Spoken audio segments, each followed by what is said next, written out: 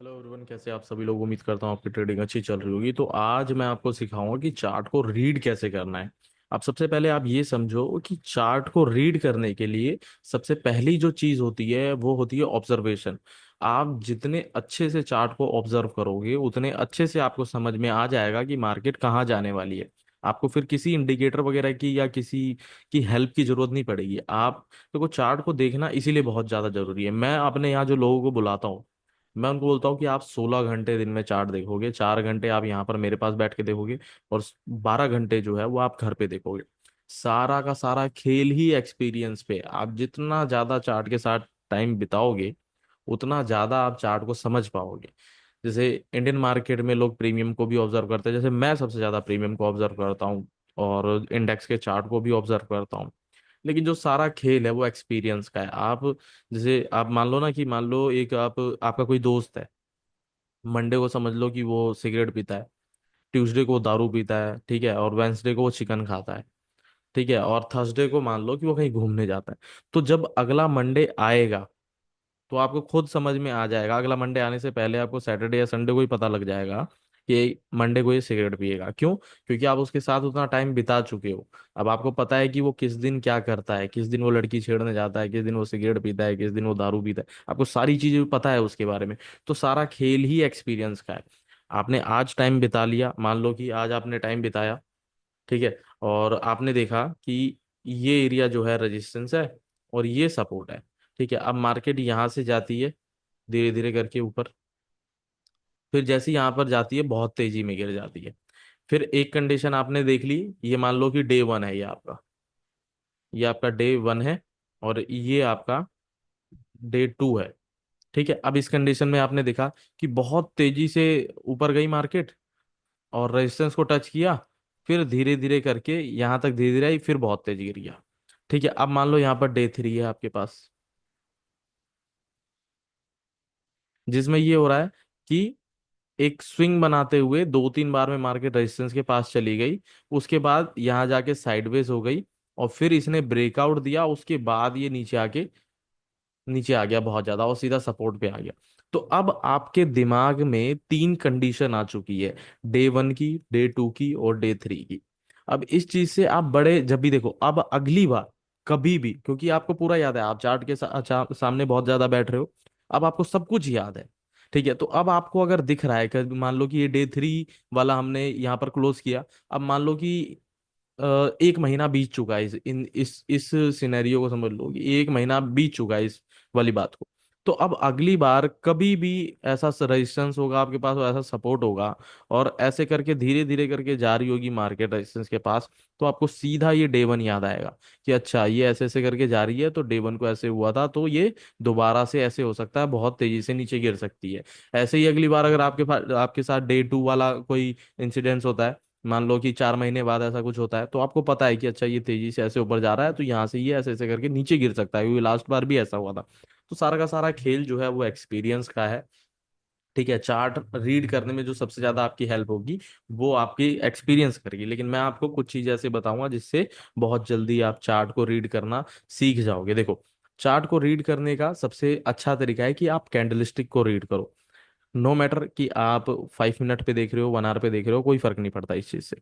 बस आपको कैंडल समझ में आनी चाहिए। अब जैसे इस कैंडल को समझो, मैं ये वाली कैंडल की बात कर रहा हूँ, इस कैंडल को आप समझो। इस कैंडल की शुरुआत होती है यहाँ से, ठीक है।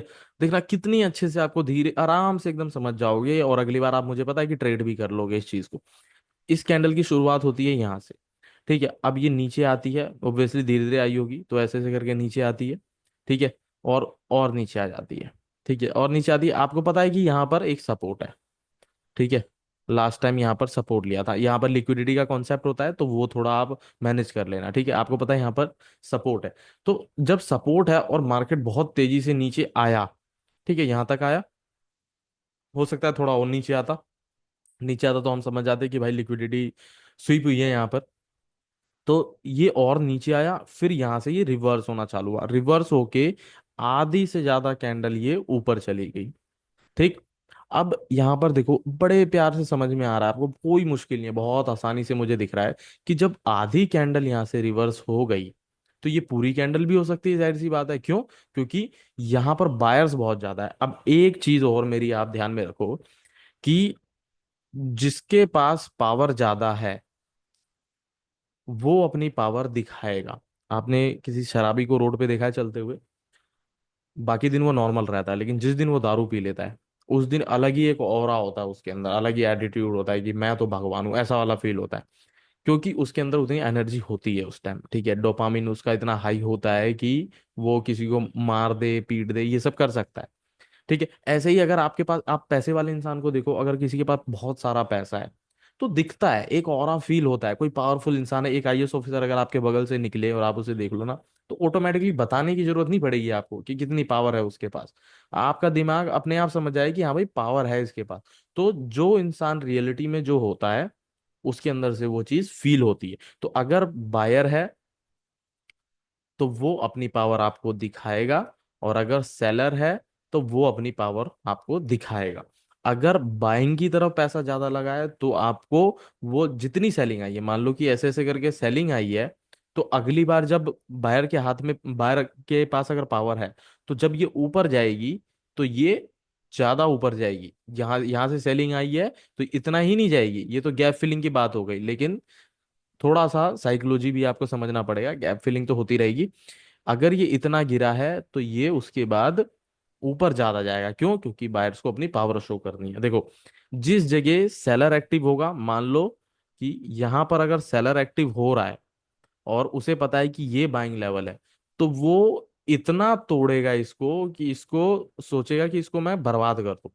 ठीक है, इतना बायर को तोड़ेगा, तो वो लिक्विडिटी बन जाती है हमारी यहाँ पर।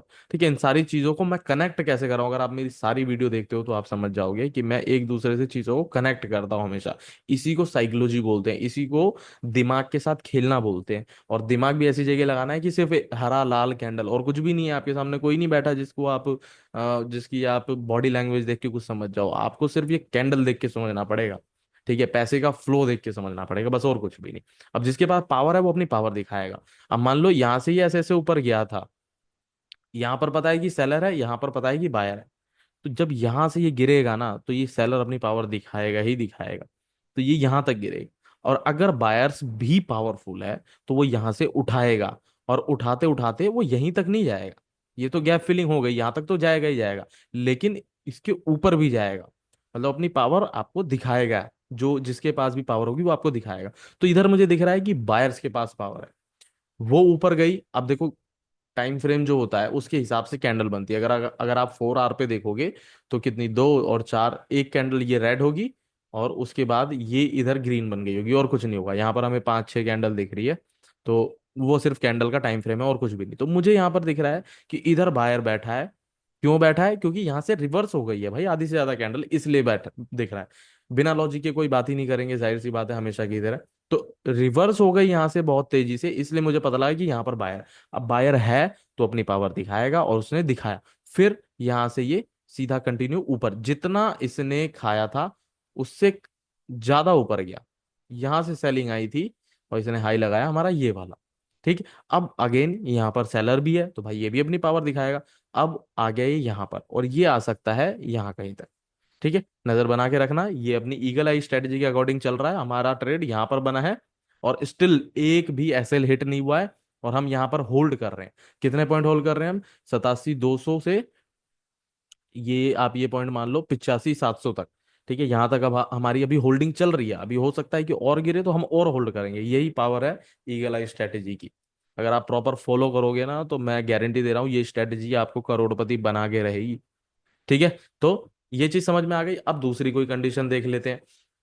इस कैंडल को देखो एक बार, ये कैंडल आपको दिख रही होगी। अब इस कैंडल में मुझे दिख रहा है कि ये कैंडल यहां से बनना चालू हुई और सीधा ऊपर जाके यहां पर खत्म हुई। जैसे ही ये कैंडल बनना चालू हुई, यहां पर एक भी विक नहीं है इसकी, यानी कि बायर ने नीचे से पैसा लगाना चालू किया और इसको तब तक तोड़ा जब तक सेलर की हालत खराब नहीं हुई। यानी कि यहां से बायर ने पैसा लगाना चालू किया, ठीक है, यहां से, और उसके बाद इसने तब तक उठाया जब तक ये जो सेलिंग एरिया है इन लोगों की हालत खराब नहीं हो गई, और उसके बाद ये कंटिन्यू उठाता गया। ठीक है, तो बस ये है और कुछ नहीं। इसके बाद अब इस चीज को समझो, देखो यहाँ पर भी हम सेलिंग का एक हमारा ट्रेड बनता है। देखो सबसे पहले आपका रिस्क मैनेज होना चाहिए। आपको पता होना चाहिए कि आप मार्केट को कितना देने आए हो। हर बार आप सही नहीं होगे, हर बार मैं सही नहीं होता हूँ, हर बार भगवान भी सही नहीं होते, कोई सही नहीं होता है हर बार। गलतियां सब करते हैं, लेकिन मैं कितना झेल सकता हूँ वो मुझे पता होना चाहिए। अब इस कंडीशन में देखो, अब मुझे दिख रहा है कि भाई सेम कंडीशन बायर ने यहां से चालू किया, उसको तब तक उठाया जब तक सेलर की हालत खराब नहीं हो गई, फट नहीं गई उसकी पूरी। ठीक है, फिर अगली कैंडल बनी तो हम यहाँ पर बाइंग करेंगे, जाहिर सी बात है। अब बाइंग की हमने, ये इतना ऊपर गया, हमने बुक नहीं किया, हमने हमें लगा और ऊपर जाएगा। फिर ये पूरी कैंडल रिवर्स हो गई। अब पूरी कैंडल रिवर्स हो गई तो मुझे दिख रहा है कि भाई इस एरिया से सेलिंग आ सकती है। ये वाला जो एरिया है हमारा, ये सेलिंग एरिया है, यहाँ से सेलिंग आ सकती है। अब सेलिंग आएगी तो बहुत तेजी से आएगी, जाहिर सी बात है, अगर सेलर स्ट्रॉन्ग है तो ये, और पूरी कैंडल भी रिवर्स हो गई तो हम यहाँ पर सेल साइड का एक ट्रेड बना लेंगे। अब ट्रेड लिया हमने, उसके बाद ये फिर ऊपर जाने लग गया, फिर हमें बायर स्ट्रॉन्ग दिख रहा है। अब बायर स्ट्रॉन्ग दिख रहा है तो उसने अपनी पावर पूरी दिखाई और ये फिर गया यहाँ पर। फिर हमें एक कंडीशन और देखने को मिली, देखो ये जो एसएल हिट हो रहे हैं आपको, जैसे ये वाला कंडीशन दिख रहा है आपको, ये कंडीशन दिख रही है, ये आपको इंडियन मार्केट में देखने को नहीं मिलेगा इस टाइप का कुछ। ये लिक्विडिटी स्वीप है। ये अगर अगर देखा जाए तो इसको यहां से गिरना चाहिए था, इस लेवल से इसको गिरना चाहिए था, या फिर इस लेवल से इसको गिरना चाहिए था। ये प्रॉपर काम करता है इंडियन मार्केट में। यहाँ पर लिक्विडिटी स्वीप का एक ऑप्शन है, एक एक चीज है, कुछ भी कह लो आप। मेरी प्रीवियस वीडियो देख लेना जिसमें मैंने लिक्विडिटी एक्सप्लेन किया है। तो उसकी वजह से ये लिक्विडिटी खाने जाता है और कोई वजह नहीं। ठीक है, तो एक तरीका तो ये हो गया, मैंने आपको दो तरीके समझा दिए। ठीक है, एक ये वाला मैंने आपको समझाया और एक मैंने ये वाला आपको समझा दिया। एक बार मैं चार्ट क्लियर कर देता हूँ ताकि आपको अच्छे से दिख जाए। ठीक है, ये मैंने आपको एक समझाया ये वाला, एक मैंने आपको यहां पर समझाया। ऐसे ही बहुत सारे कैंडल्स हैं, आपको समझना पड़ेगा खुद से ही। जैसे मैं इस वाली रैली को देखूं, अगर ईगल आई स्ट्रेटेजी यहाँ से हटा दे तो यहाँ पर क्या हुआ है, यहाँ पर इस कैंडल ने यहाँ पर अपना काम चालू किया, यहाँ से वो बना, थोड़ा सा ऊपर गया। देखो अगर इसको और ऊपर जाना था तो पहले इसके हाई को ब्रेक करता। ठीक है, जैसे ही अगर रेड कैंडल का हाई ब्रेक हो जाता है ना, रेड कैंडल के ऊपर कोई कैंडल निकल जाती है तो वहां पर एक लॉ ब्रेक होता है, एक रूल ब्रेक होता है। ऐसे ही ग्रीन कैंडल का अगर लो ब्रेक हो जाता है तो वहां पर भी एक लॉ ब्रेक होता है, एक रूल ब्रेक हो जाता है। उसके बाद ट्रेंड चेंज होने के चांसेस बहुत ज्यादा होते हैं। ठीक है, तो यहां पर ये कैंडल बनना चालू हुई, थोड़ी सी ऊपर गई, फिर नीचे आई और इसने क्लोज कर दिया अपने लास्ट लो के नीचे। यानी कि हमें क्या समझ में आ रहा है कि भाई ट्रेंड डाउन है, यहाँ से मार्केट और गिर सकती है। फिर अगली कैंडल नीचे ही बनी उसके, थोड़ा सा ऊपर जाती है, फिर उसका लो ब्रेक हो जाता है। फिर हमें समझ में आ रहा है कि भाई सेलर जो है पावर ज्यादा है उनके पास, एक्टिव बहुत है। तो अब गिर कहाँ से रही है मार्केट, इस लेवल से गिर रही है। अगर सेलर को अपनी पावर दिखानी है तो वो इसके नीचे तक जाएगी ना, जो कि गई, इसके नीचे तो कब की जा चुकी है। ठीक है, तो फिर एक कैंडल बनती है। अगर हम मान लो यहाँ कहीं भी हमने मिस कर दिया तो यहाँ तो हम ट्रेड ले सकते हैं, यहाँ तो हमें एक जोन का भी ब्रेकडाउन दिख रहा है। तो हमें यहाँ पर देखने को मिल सकता है कि एक रेड कैंडल और बनी, थोड़ी सी भी ऊपर नहीं गई और उसके बाद ये कंटिन्यू नीचे आई। फिर एक रेड कैंडल बनी, फिर नीचे आ गई, फिर एक रेड कैंडल बनी, फिर नीचे आ गई, फिर रेड कैंडल बनी है, इसका लो ब्रेक है, हम फिर एक छोटा सा ट्रेड ले सकते हैं। लेकिन अब स्कैल्पिंग के लिए, ठीक है, ट्रेड कहाँ ले रहे हो उस पे डिपेंड करता है कि आपका प्रॉफिट कितना होगा। अगर आपने टॉप पे ट्रेड लिया होता, यहाँ कहीं ट्रेड लिया होता तो आपको ऑब्वियसली बहुत बड़ा प्रॉफिट होता।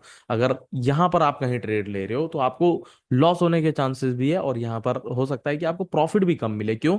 क्योंकि आपने पूरा ट्रेंड मिस कर दिया, इसको जितना मूव देना था इसने दे दिया। अगर कोई बीच में न्यूज है तो उसकी वजह से और गिर सकता है, नहीं तो सिंपल सपोर्ट रेजिस्टेंस काम करता ही करता है मार्केट में, और कुछ भी नहीं। ठीक है, तो उम्मीद है आपको ये चार्ट रीडिंग मेरी समझ में आई होगी। और एक चीज मैं आपको और समझाता हूँ, देखो पैटर्न्स भी काम करते हैं। जैसे ट्रेंड को आप डाउन ये ऐसे करो, देखो आप ट्रेंड आइडेंटिफाई करो कि क्या हो रहा है। आपको दिखेगा यहाँ पर कि हर बार एक हायर हाई बन रहा है, तो आप इस चीज को भी ट्रैक कर सकते हो कि अच्छा हायर हाई बन रहा है, तो इसका मतलब ये है कि ट्रेंड अप है। अब चार्ट को रीड करने का ये भी तरीका है कि ट्रेंड लाइन आप बना दो। ठीक है, आप असेंडिंग डिसेंडिंग पैटर्न बना दो, एम पैटर्न बना दो, डब्ल्यू पैटर्न बना दो, ये सब चार्ट रीडिंग के ही तरीके हैं। लेकिन मैंने जो आपको समझाया ये साइकोलॉजी है। चार्ट पैटर्न बहुत बार फेल होंगे, ठीक है, लेकिन आपकी साइकोलॉजी कभी फेल नहीं होगी। अगर आप इस जो मैंने बताया, बहुत लोग आपको अलग अलग बता रहे होंगे, लेकिन जो मैंने आपको बताया अगर इस तरीके से आप फॉलो करोगे तो देखो, फेल इंडिकेटर हो सकता है, इंसान द्वारा बनाई गई मशीन हो सकती है, लेकिन इंसान फेल नहीं हो सकता अगर वो किसी चीज पे मास्टर कर ले। अगर मैं आपको बोलूं कि आप ब्रश करो, ठीक है, उसमें गलती नहीं होनी चाहिए, तो नहीं होगी गलती। क्यों? क्योंकि आपकी प्रैक्टिस इतनी ज्यादा है। ठीक है, अब मैं बोलूँ कि आप अपने आंख के ऊपर ब्रश मारो तो आपसे गलती हो जाएगी, और मैं बोलूंगा कि पलकों पे नहीं लगना चाहिए, ठीक है, और बोलूँ आंख पे ब्रश मार, तो गलती हो जाएगी। क्यों? क्योंकि आपने अभी कभी आंख पे ब्रश किया ही नहीं, मुंह में किया है ना, दांत पे किया है। तो वहां आपकी प्रैक्टिस है। तो बस सारा सारा का सारा खेल यहाँ पर प्रैक्टिस का ही है, और कुछ भी नहीं। ठीक है, तो उम्मीद है आपको ये सारी चीजें समझ में आई होगी। मिलते हैं अगली क्लास में। जय हिंद, जय सिया राम।